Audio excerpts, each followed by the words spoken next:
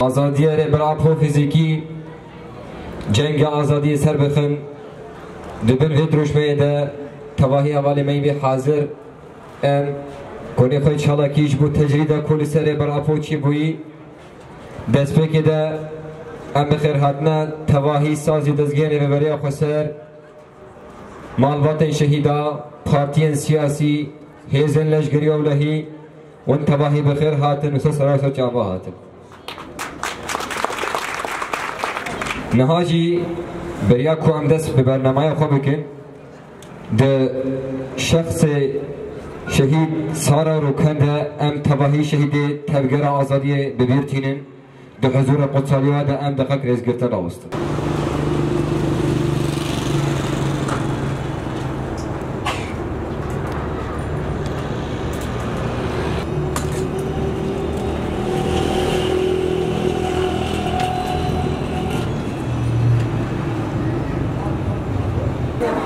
ام بخیر هاتنا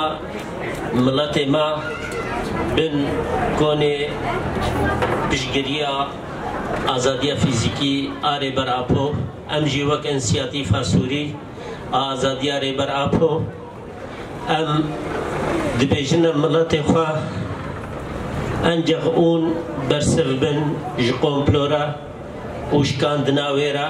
راستی وقتی یک واه انسانه بنرخ انسانه ولاد پاریس دیو باوی شهیده یک دبینه هیویه اکی جیان آزاد ده خورتر دبن راستی بری ام ببن ناس بکن او هدف و آرمانجا دولتا ترک جوه دور پیش کرنیا سر بر آپو گرکا ام ناس بکن دولت دست هلادار ده پشگریا ترکی چما کرن دست پیکی قومپلو سر برتی هاتا پیکانین وگه ام تفزانن پشتی او مدى شورشگری جهان دا جکست و دولت دا گرکت و ای دست هلادار گوتن مشورشگری جهان دا پیک بر ام دمیزینن ریبر آپو و به پیشنگین تفجیر آزادی کردستانی او خونا دولت داگر کر و ای دست هلادار تیک بر گو شورشکا همدمی دهندروی کردستانی دا بیکانین اب شورشا همدمی آباکری سر نرخین مروایی و انسانیتی جوه کشی ام دمیزینن جدست بیکاوی دا دجمن و همو دولت دست هلادار کسی خوازن اراده ملتا تیک ببن دجمناتیا و شورشی کرن دهمو آلیادا دالیه عسکری دا پشگیریا دولتا ترک دا آلیه سیاسی دا نناسکرنا مافی ملت کرد آلیه آبوری دا پشگیریا دولتا ترک دا آلیه آبوری دا و پیشخستنا پروژه آبوری پیرا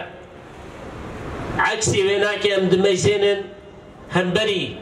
ملت کردستان و شورشاوی و ریوبریا وینا که قومپلو